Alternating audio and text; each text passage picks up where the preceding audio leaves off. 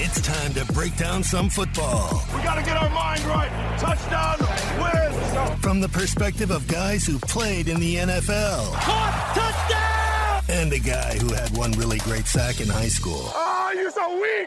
You're wasting my time. Greg Camarillo and Marcus McNeill are the pros, and Skraby is the Joe. Let's go. Let's go. Let's go. Two Pros and a Joe starts right now. Wow, I can't believe it, guys. Episode number 7 of Two Pros and a Joe. It's December 15th, 2020. It's 8:15 p.m., and we are coming off of one of the greatest Monday Night Football games I've seen in a couple years. We'll get to that in 1 second. Just have to introduce all of us. I am Skraby. I'm the Joe of the show, and my two pros are Greg Camarillo. He played 8 years in the NFL with the Chargers, Dolphins, Saints, and Vikings. You can follow him on social media at Catch Camarillo. And Marcus McNeill, 6 years with the Chargers at left tackle, protecting Phillip Rivers' blind side. And you can catch him on Twitter at Marcus McNeill73. I am at Matt Skraby. And our show has a Twitter at Two Pros and a Joe on Twitter with the number 2. We are back. I didn't get us kicked off again, so it's all good. The Twitter account's all good. Now we're going to talk about Christian McCaffrey, the possible bubble playoff teams that the bubble that playoff teams could stay in. We'll talk about Demarcus Ware and why Phillip Rivers is his nightmare to sack. And I have a grammatical error I found over the weekend, show-related grammatical error, and I want to run it by you guys, but that's at the end. And then this is our last housekeeping before we get into the football. We're on Spotify and Apple Podcasts. Just search the number 2, Pros and a Joe, or go to any of those social media platforms. All right, that's all out of the way. And let's talk about this Monday Night Football game between the Browns and the Ravens. Now, the Ravens ended up winning the game 47-42. There was so much that happened in this game, including, I think, the biggest story of the night was, did Lamar Jackson almost poop himself last night? Did he? Because it looked like he did. I've been in that situation many a times. And Lamar Jackson had action. He had the Hershey Highway look on his face. So I don't know if you guys have any stories about that, but it looked like he ran up the tunnel to go take a poop, and he came back through a touchdown and won the game. I mean, we had great football action, but it's way more fun to talk about if Lamar Jackson had to hit the pot. I know it is. It really is. And what do you guys think? Bro, didn't they have the white pants on yesterday? Like that. Oh my gosh, they did. Like that is a no-go. Like if he had to go use the pot and he had to get out of there, I will take that. There is nothing worse than if you probably shit yourself on Monday Night Football, right? but they're going to stick to the script. And they said that, he went and caught a cramp, but he looked like the GOAT coming out, pulling his best Paul Pierce, moment that he could have, I thought it was the best game of the year so far, easily. Easily the best game. I mean, that was beautiful, fun, enjoyable football. And I actually wanted him to miss that last field goal just so I could get overtime. I did to too. Get more of that football. But, I'm analyzing, did Lamar Jackson have to take a dump? I had a blast on Twitter assuming he had to take a dump. But I got to believe the guy. I think it was just cramps. He came out with the bandage around his elbow, which I played in Miami where I just got pregame IVs for cramps because it was so hot and humid. You always come out with that bandage. And then that little scoot of the video in the hallway where he's scooting. And we all have done that scoot where you just got to be careful. But I think he was just being careful. When you have on cleats and you're running on a hard surface, if you don't scoot, you fall. So I think the scoot was for safety of his cleats, not safety of dropping one. So Lamar, man, we had a blast on Twitter, but I'm going to believe you. I'm going to say, too, you can't hit a pass rush move on a guy coming out the door the way he did quickly like that. If you got to take a dump. That's true. Know what I'm saying? That's true. It's impossible. He almost flipped his hips and turned around like, how did you see him coming? See, I took that thing as like him when the guy got to the door, he was like, move! Like, I'm about to shit myself. I'm about to let this thing go. You need to get out of the way right now. Right now. Yeah. But, I mean, just think about, you couldn't write a better story where Lamar disappears, the backup comes in and looks to be doing all right, and then his leg explodes, and then here prances Lamar out on 4th and 5 and then throws a touchdown. What? You literally can't dream that up, and it was incredibly exciting to watch. I loved it. I loved every moment of that game. To be honest, like that was probably Baker Mayfield's best game that I saw him play. Agreed. You know, for them to get drugged by the Ravens early on in the season like they did and to come back and put the fight up that they did, I really think that there might be a little bit of turmoil in that division. You know, we all were looking at Pittsburgh kind of running away with it, and now you have teams that are showing that they can really play. So that's going to be a big matchup, you know, here in a few upcoming weeks. That is going to be a huge matchup. And I was just about to say, I think Baker Mayfield did have his best game of his career. And he had to have thought when he got done with that game, because you kind of saw it on his face before he left the field. He was like, man, I just put everything I had on the line right now, thinking I'm going to win, and I didn't win. And it's like one of those moments where you're like, what else did I need to do? But he couldn't have done anything else. He did everything he could have possibly done. He thrashed the Ravens defense. And when I tell you I was so disappointed, just because I had the Ravens as my defense on my fantasy team, and they absolutely scored me 0 points. Really? Even with the safety? And I ended up losing in the playoffs by 0.24 because they couldn't even give me a point. Even the safety at the end, I thought it was going to jump me back over, and it dropped me off just to make me disappointed. Wow. Oh, one more fun thing about that game. Yeah. The spread was 3. It was. So the Ravens were -3. So it was a push until that last play became a safety, in which millions of dollars changed hands on that last play for sports bettors, making it a whole nother layer of a great game. I said on the show today, Gwen and Chris 97.3 The Fan, I said, it brings me joy when people lose bets like that. It just does, because my cousin's a big bettor, and he's always like talking about how he's going to make a living off of playing the bet, you know, betting. I'm like, you're never going to make a living betting, because you're always going to end up breaking even. And he's like, it's a lock. You should put 100 down tonight on the Browns. And I was like, I'm good. And then look what happened. So there it is. Look what happened. But that was a fun game. Ravens come out on top. I'm a little sick of the Lamar Jackson hype train that every time the TV shows him, he's the greatest thing that's ever happened in this sport, and he's the greatest quarterback that's ever played in the NFL. We can get into that a little bit later about my weird frustration with the way media covers Lamar Jackson. But right now, we're going to get started with our first segment.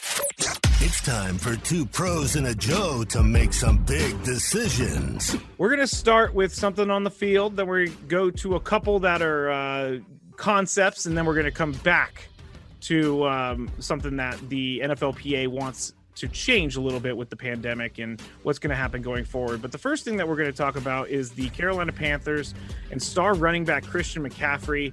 He's missed a lot of time this year. I think he's missed at least 11 games, maybe even 12, and he's looking like he's not going to be playing the next game for the Panthers. And this newest injury, he went out because of a high ankle sprain early in the year, and then he came back, he hurt his shoulder, and then he came back, or he was going to come back, but he had injured his quad working out. So he was on his own doing things to the side and ended up hurting himself even more. And my question for you guys is, do you sit Christian McCaffrey for the rest of the season? Your $64 million man, the guy who you made the highest paid running back in the NFL, in NFL history. Do you protect your investment, and do you sit him the rest of the season? Absolutely. He does not play another down for me because it's meaningless. Like you mentioned, I'm on the hook for $64 million of his contract. I want him to lead our team to the playoffs. That can't happen this year. He's already been hurt twice. Why mess with it? You know, why mess around, and he could get injured and not be ready for next year. I need him 100% starting next year. They're going to make up some little injury, or, you know, it was worse than we expected. This new MRI says he needs a procedure, which is all going to be bullshit. But Christian McCaffrey should not play another down. If I was the GM, I'm putting him on ice, and I'll catch you next year. Yeah, they keep parading him around each week, and they're not. That's an important thing for me to mention. The Panthers are not going to make the playoffs. They're 4-9 or 4-9, something like that. That's not going to do it unless you're in the NFC East, and they're not. They're in the NFC South. But Marcus, what do you think? Are you sitting out Christian McCaffrey for the rest of the season? This time, I think I'm going to go with my boy Greg, because last week I was trying to give a little batter, you know what I'm saying? Feeling a little pressure from the other outside shows to give the batter. Yeah. And I said that Jalen Hurts shouldn't have started over Carson Wentz. And I knew he should have, and he balled out this week. So I'm going to go with what I know, and I'm going to say sit him down. And there's one main reason I'm going to sit him down. When you have an injury like a high ankle sprain, that leads to other injuries. And the worst thing that you can see, you know, in a leg is maybe a torn ACL, torn MCL, because those things follow those types of injuries because you're trying to overcompensate for what you're not using in that ankle. Real quick, I'm a little distracted. Is Marcus in Hogwarts right now or something like that? Because he's sitting in front of this nice fireplace with all these great pictures around him and this globe to his right. Where are you at Hogwarts right now? Yes, Harry Potter's to my left. I have Gandalf over here. You know what I'm saying? Like, you know. Anyway. Got to change our title. No, one pro, one Joe, and one boss. Oh, you know what I'm saying? Yeah. Hey, that's what happens when you're on the road. You know what I'm saying? I forgot my mic stand, so I'm going to have to hold it like one of the Temptations, you know? I wish you had the little one, you know, like Bob Barker had, the skinny one. That would be sweet if you had that one. Anyway, it was distracting me. I had to ask about it. But now here's some on the gridiron big decisions that we have to make, and it's about the playoffs. And Greg, I know that you were one that really wanted to talk about this. I think it's very fascinating as well because I covered the baseball season with 97.3 The Fan, and I saw the semi bubble, and then I saw the playoff bubble that they had. But if you're an owner, do you pay for a team bubble to keep guys healthy? The NFL says that they can create voluntary bubbles, but nothing will be mandatory. So you're putting out money to keep guys in the hotel, kind of like the NBA, but you gotta let them go and come as they please because it's voluntary. What do you guys think? I think Greg was up for Marcus. Do you think that the NFL should put into this voluntary bubble into place? I don't think you put a voluntary bubble. I think you either make it mandatory or not mandatory. Voluntary is not going to work. Guys are going to want to go home. They're going to want to be with their families. They want to go out. They're going to want to do it. They will not go out so much during COVID, but, you know, they're going to want to be able to go and come as they please. Yeah. So it's going to be tough for you to tell a grown man, like, no, you can't go anywhere, you know, unless you make it a rule, you know, unless you make it to where if we're playing or we're going into the playoffs, then we have to stay here for the safety of the whole team and for the safety of the upcoming game. You know, it would be terrible to see teams, you know, going into a playoff game and you lose a person like Patrick Mahomes, you know, like that would be detrimental to the Kansas City Chiefs and detrimental to any team if they lose a quarterback or one of their star players heading into the playoffs. Yeah. What do you think, Greg? Do you think that the owners should put in place a voluntary bubble? Absolutely. And I look at this from strictly an economic, well, not just economic and athletic. Case studies? Let's look at them.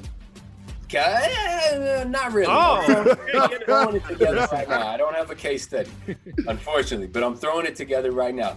All right, so let's look at the money factor. It's going to cost a lot of money to put your team in a hotel and a lot of money to feed them while they're there and keep them isolated. But let's look at it week for week. So NFL playoff games are cash cows for NFL teams. So during the regular season, a star, let's say somebody making $32 million a year, a quarterback, is making a little under $2 million a week. There's 17 weeks. So let's go a little under $2 million per week.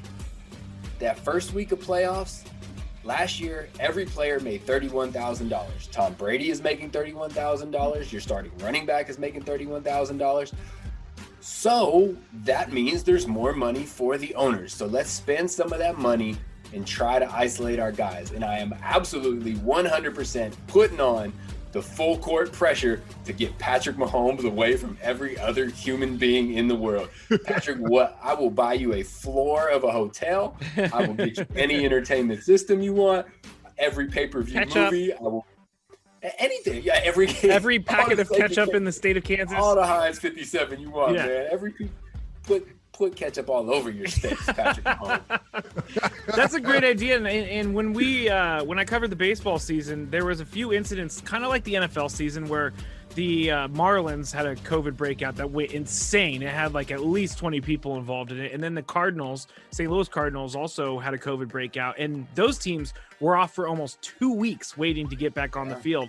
You can't do that in the NFL. It's not possible to do that in the NFL, especially when you're trying to get your Super Bowl in here by at least, I believe, the second week of February. They've allowed for that much of a pushback.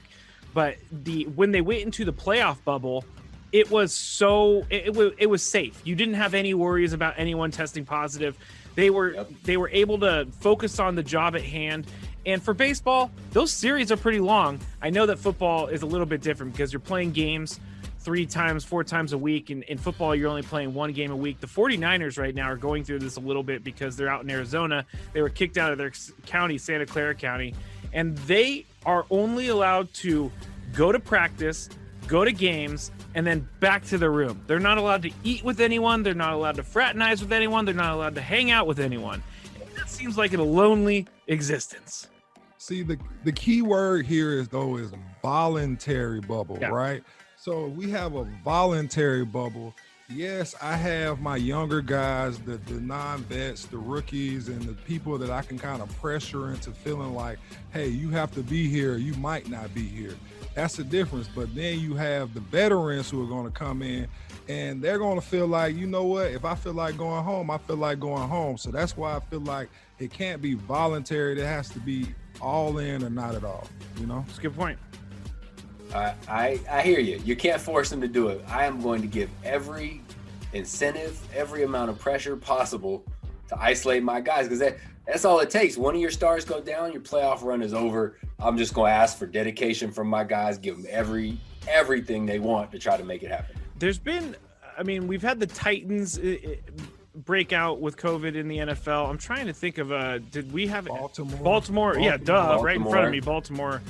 Yeah, and they're not going to push around playoff games like that, because you can't play on a Tuesday and then play another game on a Saturday or a Sunday that following week. That's not going to work like that. And what we found about this, especially in sports, is once you bring it in, it's so hard to keep under control. It's wildfire once you bring that one person into the building, because it seems like everyone's able to catch it. Everyone. It doesn't matter who it is. I mean, you could just except for Marquise Brown, he can't catch anything. Yeah, except for a touchdown at the end of the game. Except for a touchdown. I mean, that was wide open, but he just threw it into his belly. I just wonder what they do if that does happen. If you do have an outbreak where, say a team can't compete, do we, drop that team and then bring in, the person that was sitting right outside the bubble into the playoffs? I see that where a lot of college football teams who can't play, they just don't get to, have a spot, trying to go for the college football playoffs. Yeah, it just happened in the Pac-12. They replaced, I believe, was it? Oregon is replacing Washington. Correct, because Washington. And look at Ohio State. They didn't meet the 6-game minimum be in the championship game, but they just said, you know what? We need you in the championship game, so we'll get rid of it. It's the most annoying thing on earth. It's like, isn't it horrible? It's the worst thing. It's like, oh wait, our best player or our best team isn't there because they didn't play enough games, but we're gonna change the rules mid-season. Screw Indiana out of a spot in the Big Ten. Isn't that wild?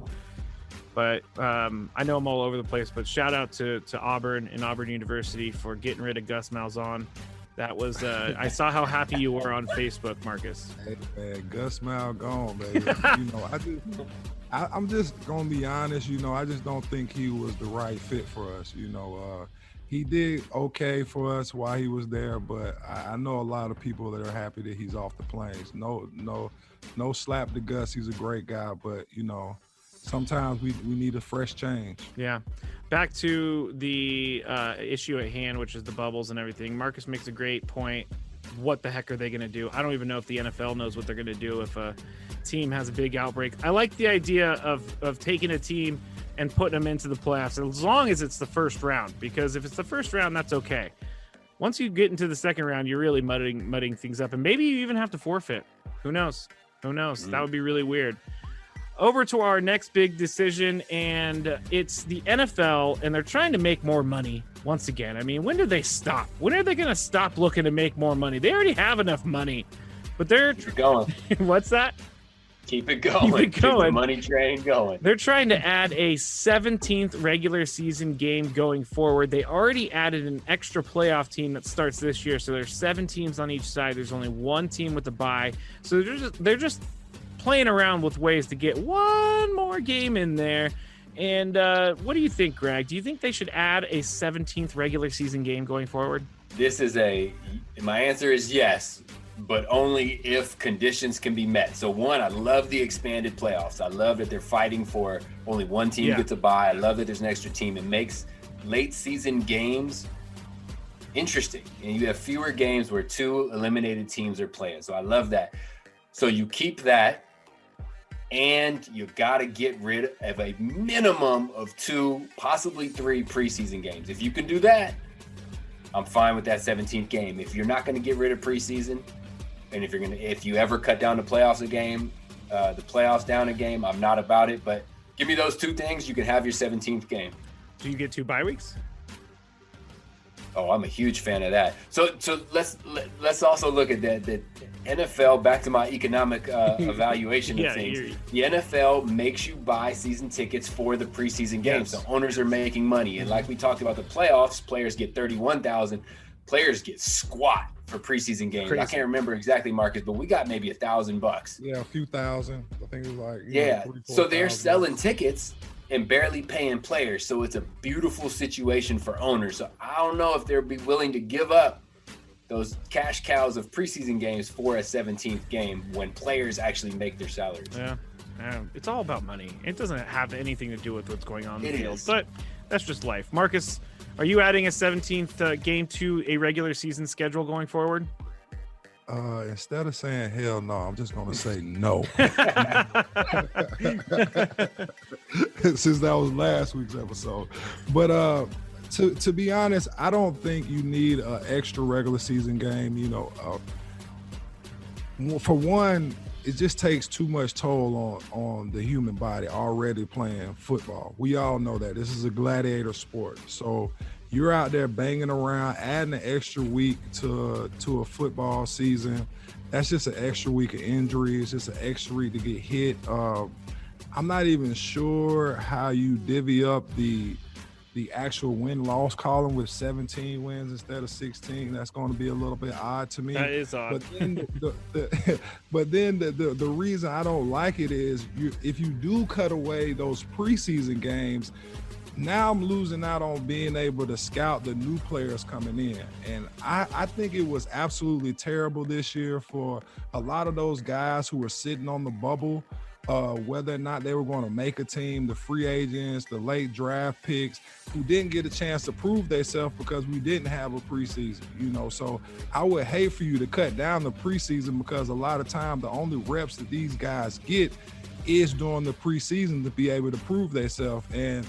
And there aren't many reps there. I've seen guys who actually made a team and actually went into the preseason who didn't get a down, who didn't get a snap in a preseason game and ended up just, getting cut because they didn't get a chance to prove themselves. So I don't like limiting the amount of time that I had to evaluate players in a real game situation. So I like the preseason. I like the fact that you can still sit your starters and kind of rest until game 3, see who I have that might be, a little bit of a jewel that nobody saw, or a late round draft pick that's going to bloom into a wonderful flower later on and be an all-star, like you might find those guys. And if you don't have those games, then you're depending on what you already have. So I think it's a little bit of a less of an evaluation that I can put on players that I need as a GM and a head coach to know, who are the new up-and-coming players that, I might have to replace some of my veterans with.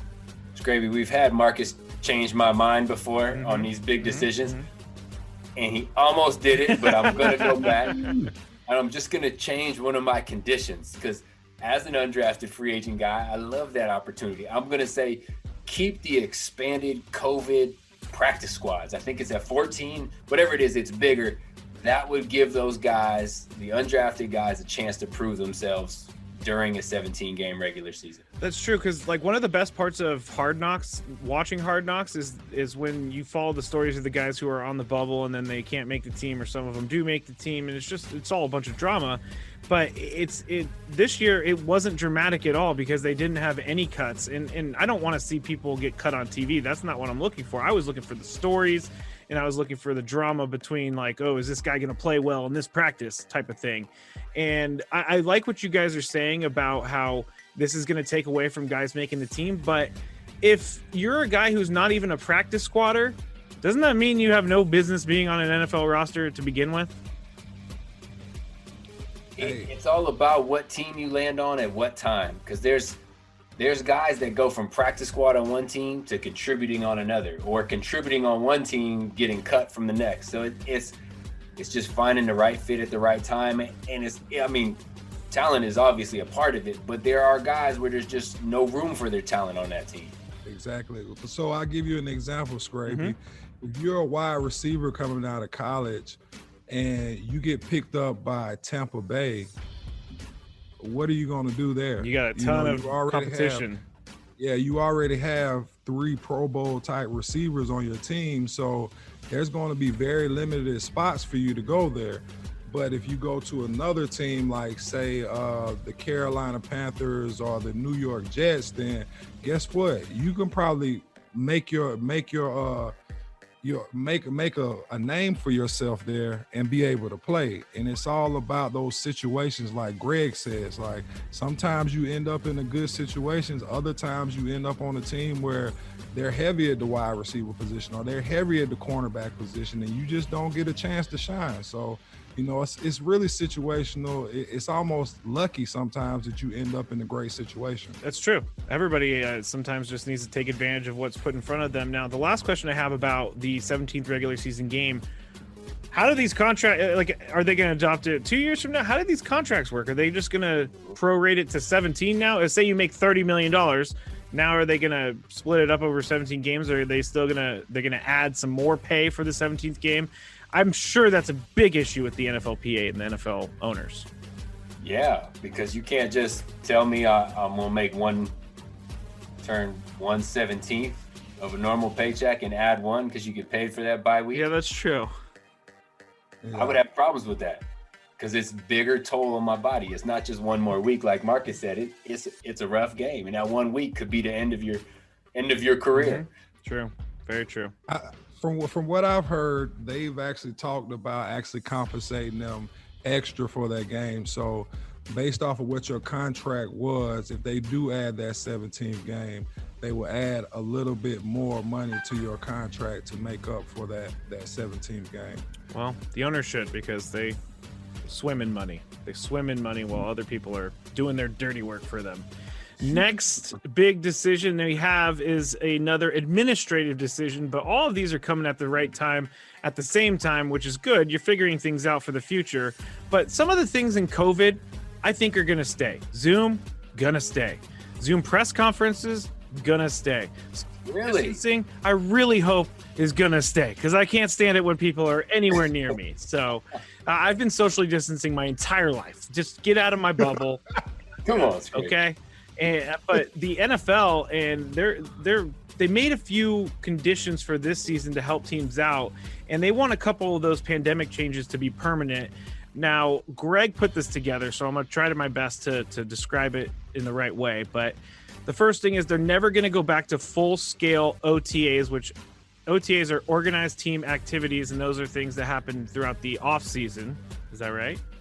Yeah. Okay. Practices in the offseason. And then they are going to ban teams from requiring players to stay in team hotels during training camp, which that, for me, as never being an NFL player, would be difficult, because that's where you guys do your bonding. I've seen the whole thing in Hard Knocks where you get up on stage and you sing "I'm a Little Teapot" and everybody laughs. And then you guys go back to your dorm room, play some Madden, go over the playbook. I think that's awesome. But I'm sure you guys, after a few years in the NFL, did not want to be sharing a room, did not want to be playing Madden late at night. So you may have a whole different story. Marcus, are you going to adopt these changes or not?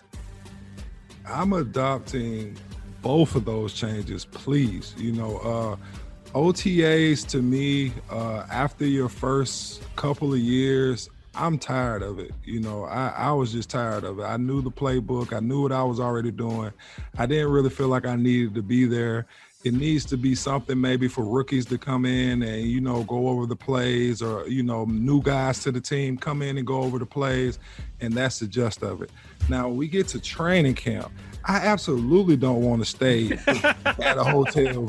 I don't want to have a roommate. I want my roommate to be my wife. Yeah. You know what I'm saying? I'm trying to lay up with her at nighttime, you know, and have her like rub down these aches and pains. I think the only bad thing is I got to drive to work in the morning, but if I'm going to be miserable, at least let the person next to me be cute and not snoring. It's so true. It's so true. Oh, man. What do you think, All right, can I go to story time before I give story you time.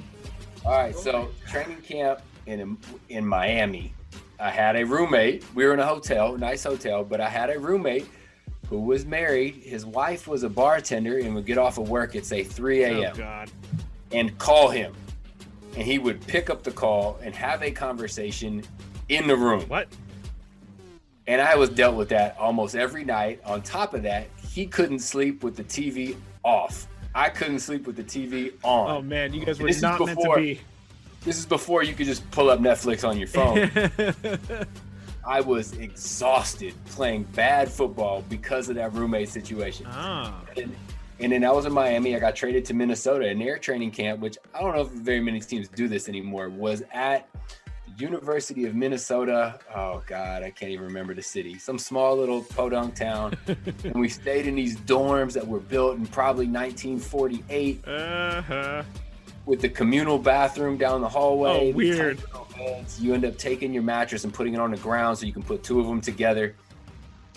But you got to stay hydrated. And at nighttime, you don't want to get up and walk down the hallway in these bright-ass lights and go pee in the communal bathroom.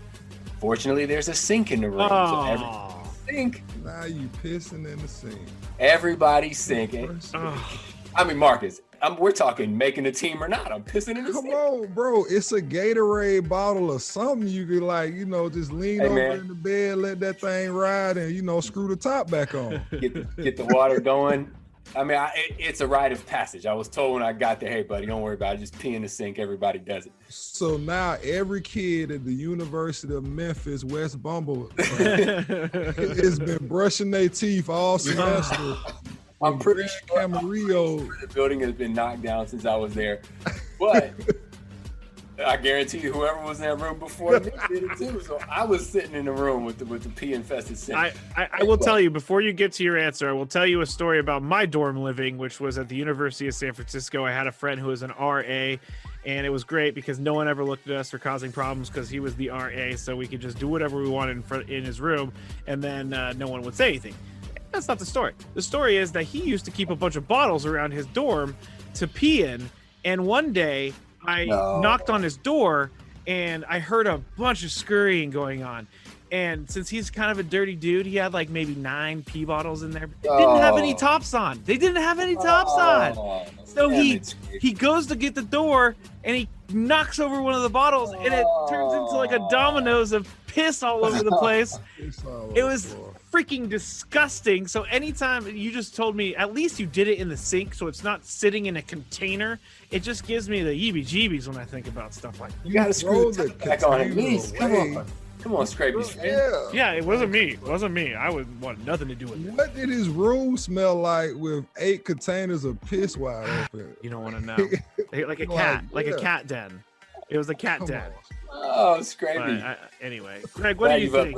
I'm glad you've upgraded your friends, man. I have upgraded my friends. I can tell you right now, I will never forget the scene of the crime in that place, and it just bodily fluids are not for me. Anyway, I don't know who bodily fluids are for, but we're just going to go to you real quick, Greg. Are you going to adopt the changes or not?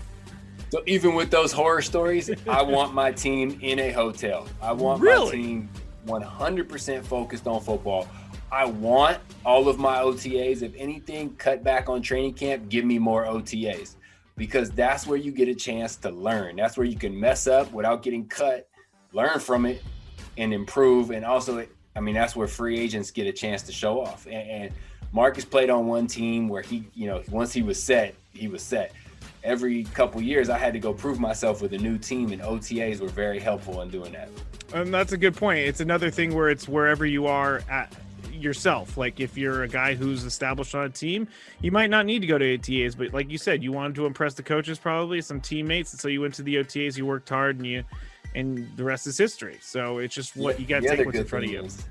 OTAs often don't have pads. I don't think they ever have pads. Actually, it's great to be a receiver without pads on. It's hard to press you. You can run fast. You can make all your cuts.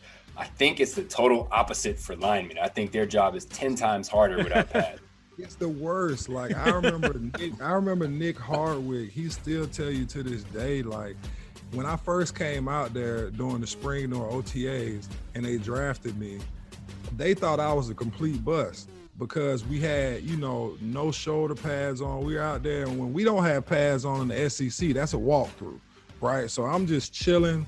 Like, SP, Sean Merriman, they doing they dip moves and they ripping spins and they getting these imaginary sacks. And I'm like, you know what I'm saying? Like, they're like, oh my God, like he's terrible. And we put the pads on and I started kicking ass and Nick like, oh, okay, that's why they drafted you. So it's totally different. It's like it's great if you're a wide receiver or outside pass rusher. But if you're an offensive lineman, you can't actually, catch a hold of them or, put the full force that you would into them that you wanted to if you had your pads on, then it's going to be a long day. And I hate them imaginary sacks they get. Like, they love announcing their imaginary sacks too. They love announcing them. They love them. Like, bro, you're terrible. Like, I just can't put you. We saw this. So the NFL should have 7-on-7 OTAs. Problem solved. There you go. The linemen don't need to be there. There's pros and the Joe. Yeah, we don't need to be there. Yeah, you guys don't need to be there. You don't have to hate someone for an imaginary sack. Like, can you imagine? I would be an imaginary sack guy. I'd be like, oh yeah, that's right, go down. That's how they look, Skraby. Yeah, okay, good. You would have owned me. You would have owned me. Be like, what you got, Marcus? Suck. I'll imaginary sack you all day.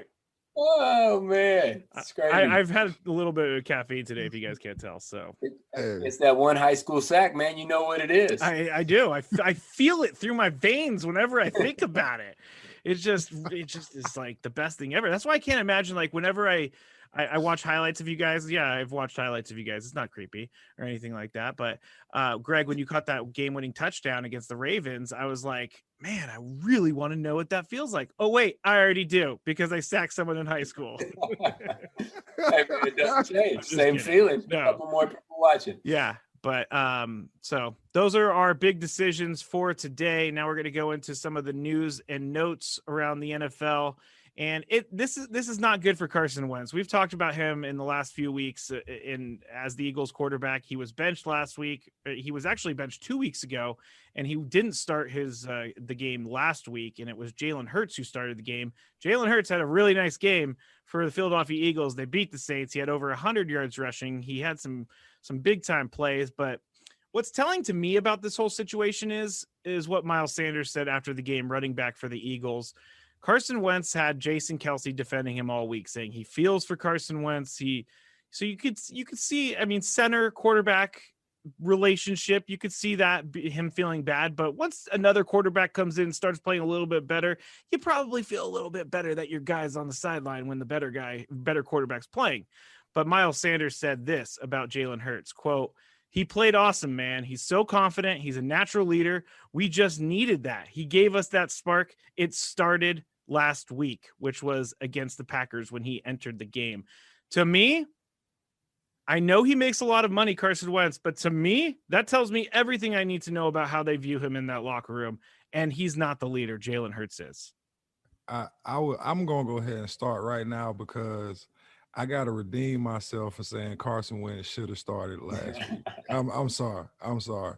But Jalen Hurts is a good quarterback for that team. They needed a spark, and he is a leader of a team. I've seen him lead the Alabama team, one of the best teams in the SEC for a few years. And it was actually a raw deal that he ended up with, kind of like Carson Wentz at Alabama, sure, where, Tua Tagovailoa came in and just lit the place up, and then he never got a chance to get back there in there and play. So sometimes it happens. Whenever you go down with injury, whenever you go down and the next guy steps up and plays tough, then you got to ride with that hot hand, as you guys would say. And I think Jalen Hurts gives the team an extra dynamic that I just don't think Carson Wentz has anymore. You know, being able to run the ball and make defense a little bit scared of the run that the quarterback can do. It makes the secondary, you know, not have to they have to be more honest. You know, they can't play so tough back there. You know, you're making your linebackers stay in there because they know that your quarterback can run. So I like the dynamics that Jalen Hurts brings to the game. He has been a leader. He has that composed look to him as well that I think is very important for a quarterback to have in the huddle. He looks like a leader. He looks like somebody that can play. I mean, if you look at the Russell Wilsons of the league, if you look at the Patrick Mahomes, if you look at the Lamar Jacksons, then you know that a quarterback that can pick you up 6, 7, 8 yards, you know, to put you in that second and short or third and short down situation, that's going to lead to more first downs, and that's what we need as an offense. So kudos to Jalen Hurts for coming in and balling out and showing up for the SEC. Totally agree with everything that Marcus said. The quote says it all. So in my mind, there's no question you have to roll with Jalen Hurts from here on out as the starter. I'll take it to the next stop. What I find most interesting is, what do you do with Carson Wentz? You cannot cut him. If so, it's $50-something million against the cap, which you can't do. You're going to possibly try to trade him, but I don't know if anybody wants to be on the hook for $30-something million every year. You're part of that contract if you're the Eagles. Plus you still take a monster salary cap hit if you trade him. So to me, what I think their only answer is a true quarterback competition. And it's kind of like Nick Foles and Mitch Trubisky, but I mean, slightly different, but I think going into next, or with one good quarterback out of those 4. yeah, I think that's the Eagles going next year. They're either going to have a rejuvenated Carson Wentz, or they're going to have the most expensive backup quarterback in the history of the NFL, because Jalen Hurts gets 3 weeks now to prove his worth. And what we saw this week, he's going to continue to prove his worth. But like three bros and a Joe talked about a couple weeks ago with Taysom Hill, you can't judge everyone on their first week. If they have a great week, they're talented, but you got to wait till somebody gets a little bit of film on them before you truly evaluate how that person plays. The fact that they beat the Saints was big to me. Like that was big. That's a nice competition. You know, Taysom Hill has played nice, so we knew that there was still some competition for them by the way Taysom Hill was playing it. They're not that bad without Drew Brees with Taysom Hill in there. So for them to come in and beat a team like the Saints, that's going to give that team a lot of confidence. So I think we're going to stick with Jalen Hurts and see where it goes from here, you know, but that is a big-ass price tag to have as a backup quarterback. Huge price tag. And I just want to circle back to Miles Sanders for a second. It takes some balls to say that about your teammate and then walk back in that locker room after Carson Wentz has probably heard what you said and look him in the eye. I mean, that's awkward. Miles Sanders also had a great game. He did. He had an 82-yard touchdown, so he's happy. Yeah, so he doesn't care what he says. He's not replaceable. Have you seen Carson Wentz? It's not that tough to say something about him and go in there and look him in his eye. You know, I've always had this theory about Carson Wentz because when I went to the Super Bowl and they were in Minneapolis and he was with the Eagles, obviously, and he was hurt. So he was he was crutching down the hall. Nick Foles was walking in front of him. All the teammates were with Nick Foles, walking with Nick Foles, all of them. Carson Wentz is like the guy, like Tiny Tim, just like crutching down the hallway by himself. And it like stood out to me like, wow, they must not like him because that's how it looks when cliques are all together. And I'm probably wrong. And I'm probably making a huge deal out of this, but he was crutching himself by himself with things in his hand. Like, help out the guy, you know, help him out. You're not wrong. Your eyes do not deceive you, Skraby. I'm very good. I have good good senses about things. Yeah, exactly. And you can sense the energy on a team, and that's how a team is. Like, you know, there's certain guys that kind of come in and galvanize a team, you know, and then there are certain guys that come in and could be like almost a cancer to the team, where you kind of do more separation than good. And I think in a situation like this, I see Jalen Hurts galvanizing the team, bringing them together. He's a tough quarterback, and he's in a tough town like Philly. I think his demeanor goes better with Philadelphia than Carson Wentz does. So all great cars. The Eagles have been just drama central this year. They're just churning out the headlines for us to talk about all year long, and it's not going to stop. It's not going to stop for sure. But good luck to the Philadelphia Eagles. We're going to end up finishing the news and notes with this one, and it is about Phillip Rivers, your guy. Both of you guys played with Phillip Rivers, and Marcus, you played with him as his left tackle, protecting his blind side. Well, Demarcus Ware, former Denver Broncos pass rusher, and quick thoughts about Demarcus Ware. I know you said before the podcast that you used to dominate him, so anything to add about that? Yeah, well, way to put me on the spot, Skraby. Now they're gonna be beating at my damn door. Like, what the hell did you say? But no, I did dominate him. I absolutely dominated you, Demarcus. Come on, bring it on. We can do a pass rush right now. I got one in me. I got one left. You got one more block left in you. Without pass, he's going to get that imaginary sack. That's true. Yeah, but I actually did have a great game against Demarcus Ware when we played against him. The one time we did get to go to Dallas and play in Jerry Land, but I think I was just so pumped up against the game. He's a buddy of mine. He's a good guy, went to school in Alabama as well. Okay. So it was more of a friendly competition where, we were just ready to go and get after it, So I knew I had to bring my lunch pail that game. I knew I was going to be playing against one of the best defensive ends in the game, if not one of the best of all time. So I really didn't have a choice. I had to put on my big boy pants and get ready to come block him. Now, him saying Phillip Rivers is the hardest person to sack is like that's amazing to me, because I've seen Phillip kind of like I be trying to tell him, run, Phil, run. And somebody clip the back of his foot and, all of a sudden he goes down, but he does. Phillip not the flightest of foot. Yeah, quick feet weren't his thing, but at the same time, Phillip does have a quick release and he knows how to get rid of that ball. So he's not going to take unnecessary sacks. And that's what Demarcus Ware said. He told the Fantasy Football Today show on Twitch last Thursday. He said, yes, the hardest quarterback to take down was the least mobile quarterback, Phillip Rivers. The reason why is right before the game, Phillip Rivers, he told me, he said, quote, Demarcus, you're never going to get a sack on me. You know why?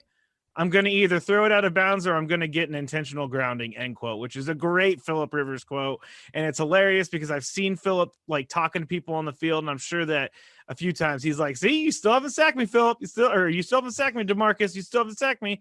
It took him 12 years to get his first sack on Phillip Rivers. So that's something that you work your whole career for, apparently, is sacking Phillip Rivers. I absolutely did not expect him to say that. And so I like data. I wanted to find out some more. So I just Googled the teams that have given up the fewest sacks in the NFL. And it aligns exactly with what Demarcus is talking about. Pittsburgh, Big Ben is not mobile. He's big enough to take off, so that he can shed a tackle, but he's not going anywhere. Green Bay, Aaron Rodgers can still move a little bit. Indianapolis with our boy Phillip Rivers. Tampa Bay with Tom Brady. Tom cannot move. LA Rams with Jared Goff. These are not quick movers. And so it just shows that the smart quarterbacks that know they need to get rid of the ball, those are the ones that are not getting sacked. And they're also not running around trying to make things happen and then get sacked. But I never would have explored that without Demarcus's quote. And that it's fascinating. It's really interesting. It is interesting. We'll try to get Demarcus on maybe one day. There you go. I was expecting them to say definitely probably Big Ben, because, Big Ben, is Big Ben. I've seen guys run up to Big Ben and try and hit him in the back and bounce off. He just kind of sheds them off like a grizzly bear. So I was expecting Big Ben, but shout out to PR. I call him Phillip Rivers. Yeah. Shout out to him. That's a good title to have. One of the best defensive ends, pass rushers in NFL history. He said that he was the hardest guy to sack. So that's the bottom of that list. Carson Wentz. Oh, man, it comes full circle for him. He's probably listening to the podcast right now, and he's like, they moved past me, and now they're going to bring me back. That would be great. I would love that. Would be outstanding. Yeah, Carson, if you're listening, hit us up. We'll have you on, no problem. We'll continue to bash you. Yeah. He's like, man, every single week, what do I got to do to get these guys good graces? Jeez. They don't have anything else to talk about but me. Yeah. Maybe that's why he was walking by himself, is because he thinks he's an elitist. He's a Carson Wentz elitist. I'm from North Dakota State. I don't know why. I don't know what that accent is. English? Anyway, we're going to move. That's it for the news and notes. There wasn't that many news and notes today, but we're going to move to a couple overreactions, and then we're going to go rapid fire. Then I'm going to get my grammatical error, and then we're out. The first overreaction is the Chiefs are the best team in the NFL by a lot. And I know that's probably true. I am so tired of the trickeration. I'm so tired of the Patrick Mahomes taking 30-yard sacks. I know that they're really good, but I just am not into all the different plays that they're doing. They're doing these weird things where they spin around. It's like they're just having fun now, which is kind of crazy because this is the NFL. And I'm sure that you guys really enjoy it and really appreciate it. But for me watching, I don't want to see Travis Kelce try to throw a touchdown. Run it in. He had a spot. It was fantasy football. That's mostly where it comes from, is all that stuff. But I don't understand why the Chiefs are playing around with everybody so much and giving away all their trick plays. And I'm going to let you guys go. They're absolutely doing it for fun, Skraby. So when you win that much, you got to find a way to stay motivated. Let's run some trick plays in practice. Players love that. You give me a play where I'm going to throw the ball, I'm giving you my full attention for the entire That's true. The Miami Dolphins gave them the best played defense this entire year, and it still wasn't even a close game, and so they got to find a way to have fun, stay motivated, and it is not an overreaction. They are the best team in the NFL, hands down. What do you think, Marcus? Hands down, best team in the NFL. Like they're pretty much toying with people right now.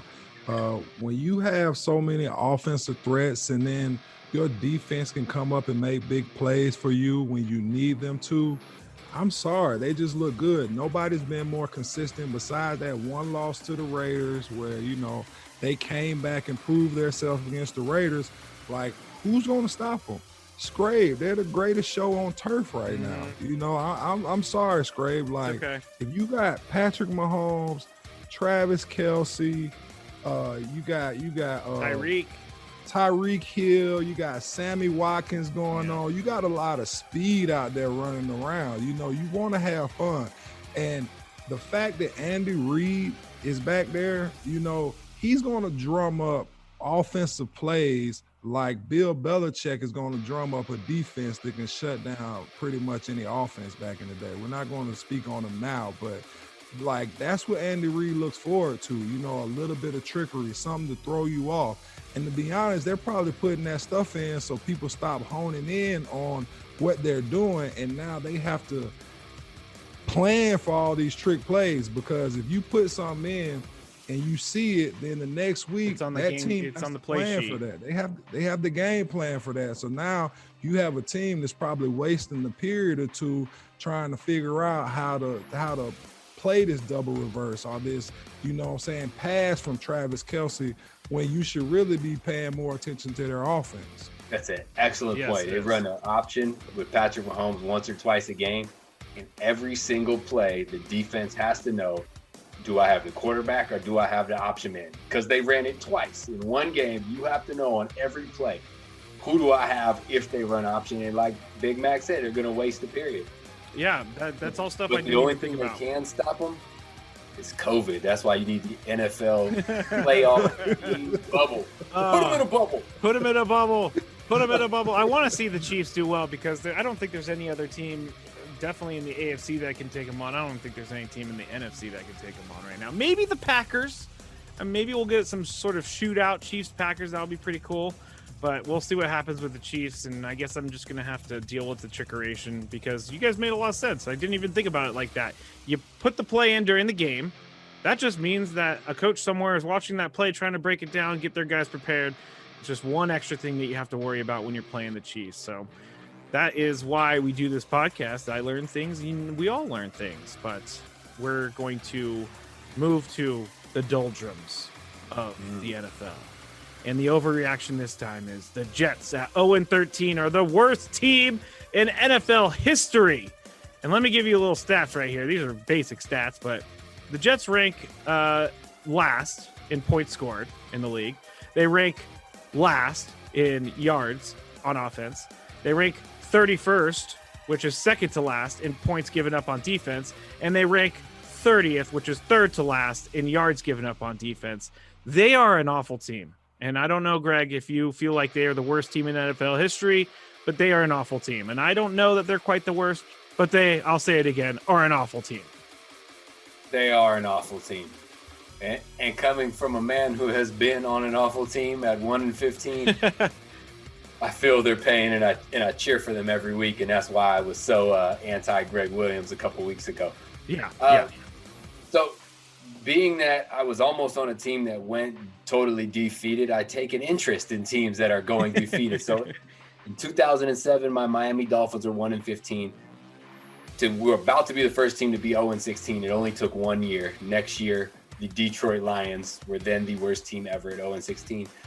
But the team that I think is the worst team ever spans more than 1 year. The 2017 Cleveland Browns went 0-16. Historically bad.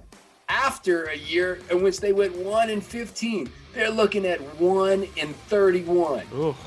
1 win, 31 That's losses. pretty bad.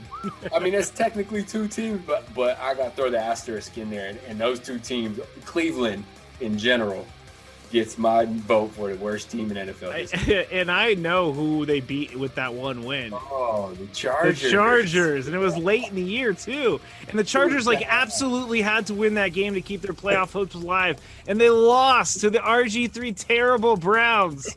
What do you think, Marcus? Are the Jets the worst team in NFL history? No, I think you could pick any of those teams that Greg was talking about, whether it be Cleveland or the Lions. I think the Jets are playing with us. I honestly think that they're tanking a little bit. Interesting.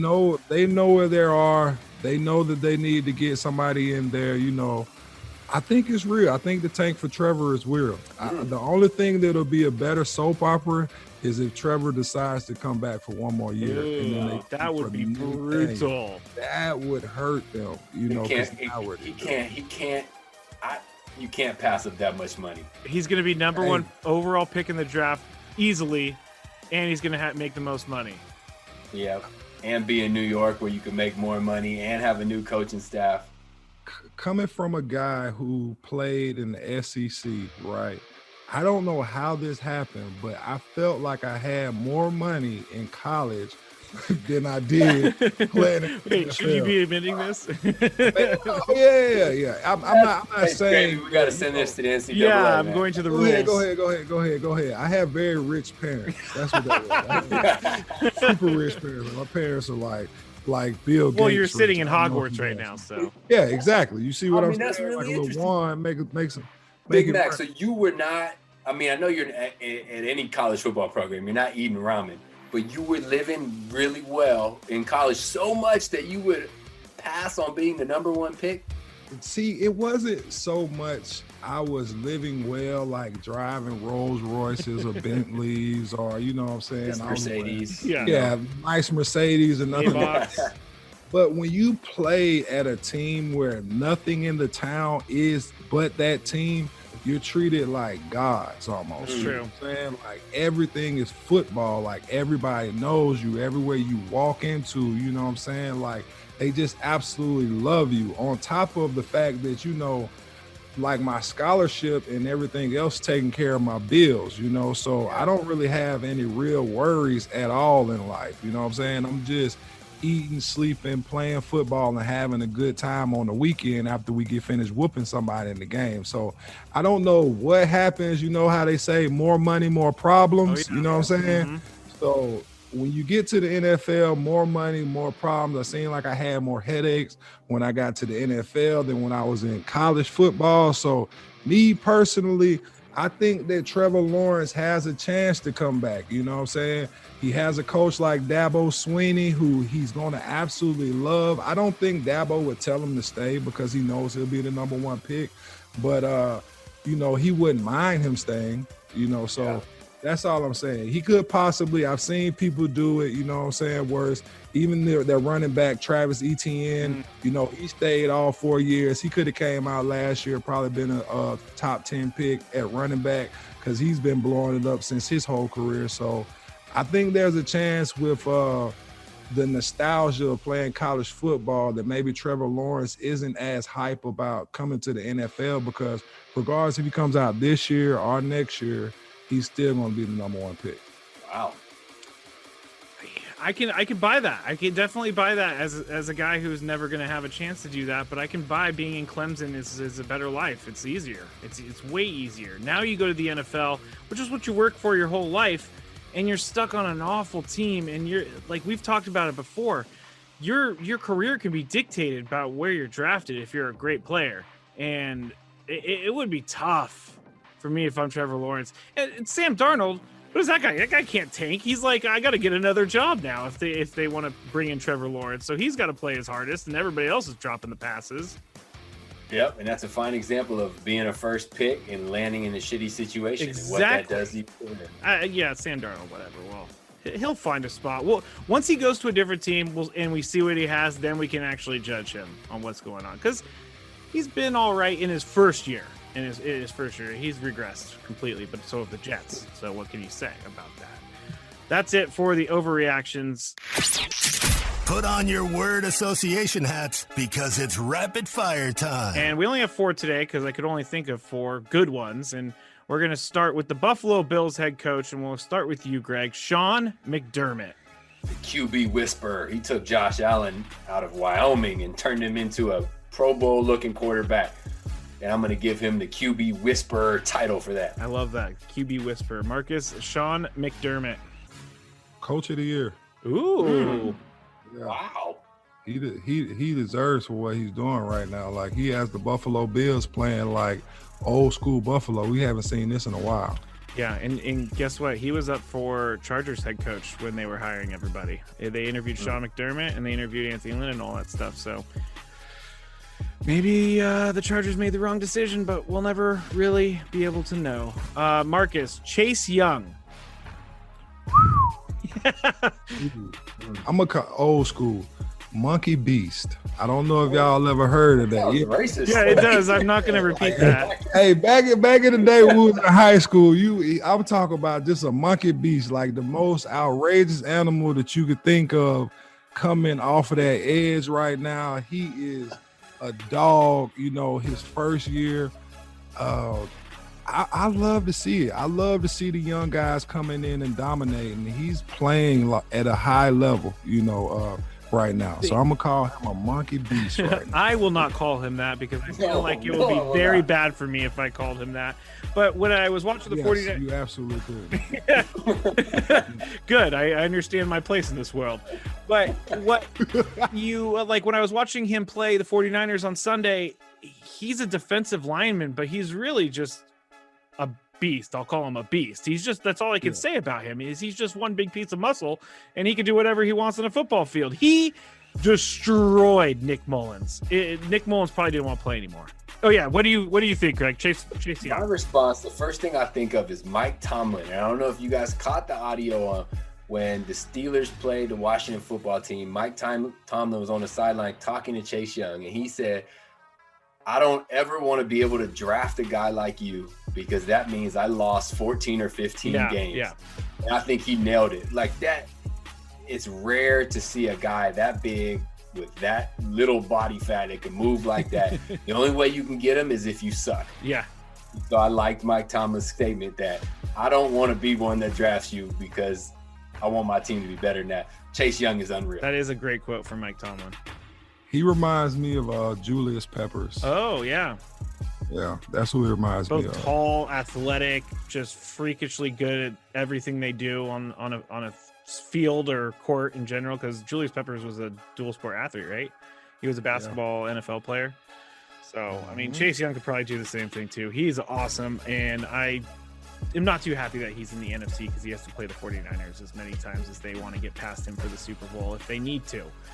The next one, Greg, is my guy, and I kind of feel bad for him, but Frank Gore. I feel bad for him. He's the ageless wonder. He's just so cute, and I love him, and he's on this terrible team, and my little Frank, I love him. Never looked at Frank Gore and said he's cute. He's not cute to look at, but he's just my little Frank. I love my little Frankie. Frankie. Man crush. We got a man crush alert over here. I mean, come on. The guy's the age wonder. The guy like provided me with some of my best moments of a 49er fan's history. I mean, I was at so many games where he would play the Seahawks. He had over 200 yards one day. Frankie boy, I love you. Skraby. So I was thinking of a football way to summarize it all, but I think I'm just gonna roll with Skraby's love. Skraby's love. I do love him. I love him. That's cool. I'm good. Hey, I'm good with that. You're good. Okay. All right. Greg's like, when can we finish this thing up? Because I'm get out of here. What do you think, Marcus? Frank Gore. Weird. I'm gonna call him a living legend. You know what I'm saying? Like a great back. You know, a hard-nosed back. We've been seeing him run hard for years, and for him to still be in the league right now is just awesome to see. You know, with the longevity he's had in his career. His positions average is like 5 years in the NFL, and he's played like 16 or something. The dude is playing in the NFL as a running back while his son is in college as a running back. That's crazy. That's unreal. That is unreal. And you know what? He never really ended up getting. He came out of college with those knee injuries, and everybody was concerned about those knee injuries. But he never really had any long-term injury problems, which is pretty interesting for a guy who plays the position of running back. I know he had some ankle injuries and all that stuff, but for the most part, he stayed pretty healthy. Built for tough. He is built for built. You don't Gore play that tough. long. Built Gore tough. Yeah, I don't think you can call him my little Frankie. Oh, my little Frankie. All right, last one, Marcus. Jamal Adams. Oh man, a monster. Monster. You know, he just plays at a high level. You know, people want to say he's not one of the best, but to be honest, I think he's one of the best in the game right now. You know, he plays tough, and that's the type of football players that I like to see. You know, so I'm gonna call him a monster. He was also a fortune teller for getting out of New York in the Jets situation beforehand. Greg, what do you have to say about Jamal Adams? Man, well, I just got to comment on Le'Veon Bell leaving New York to go to Kansas City. Another great move. That was the greatest thing in the world. Yeah. Jamal Adams is, to me, he's a headache. And he's, in my era, we played against Troy Polamalu, and you started your play by knowing where is Troy Polamalu. You're on the line, is he deep? Where is he? What is he going to do? Same thing with Jamal Adams. Where is he, and what's he going to do to us? He's a headache. Headache, I like that. Well, those are our rapid fire guys today. Sean McDermott, Chase Young, Frankie Gore, my little Frankie, and Jamal Adams. Now, I think I'm creeping you guys out. Now, before we get out of here, I have a question to ask you guys, and this is going to be quick, but our show's name is Two Pros and a Joe. And I think Greg knows where I'm going with this. Yes, the possessive pros. Yes, the pros does not need an apostrophe, so it reads right now the number 2 PRO apostrophe S in a Joe. I have considered changing everything, but it just doesn't look as good without the apostrophe. It looks like two pros. You know what I'm saying? So the iPhone does this too. Like if I type in the McNeills or the Skrabys, it'll put the apostrophe, right? Whether it's correct or not. Like I think we're in that phase in life where our grammar is how our phone looks. Like it just looks better. Two pros and a Joe. It looks better.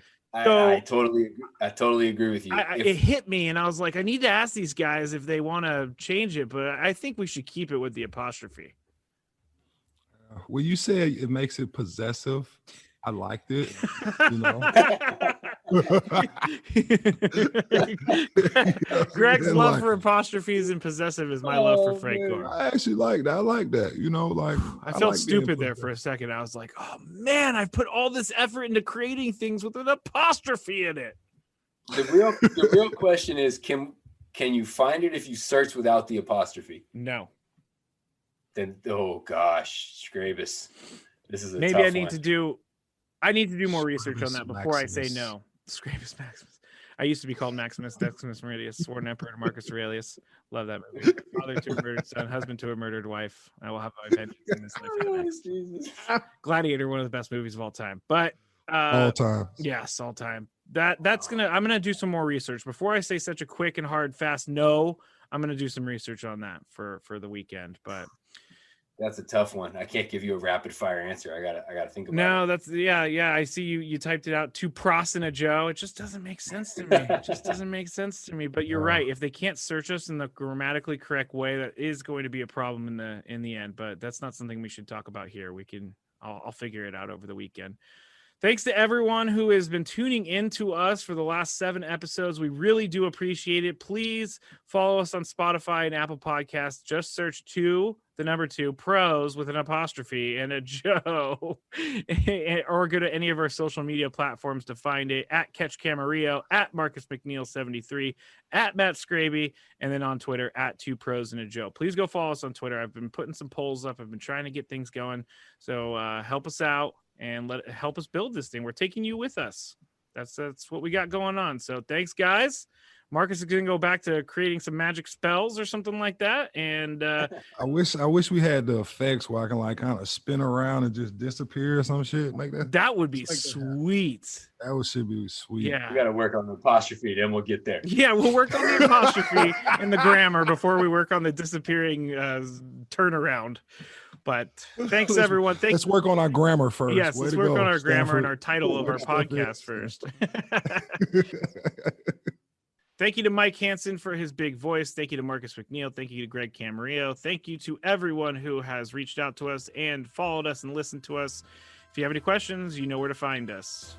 Have a good week, and let's go and try to get some more Jets losses. No.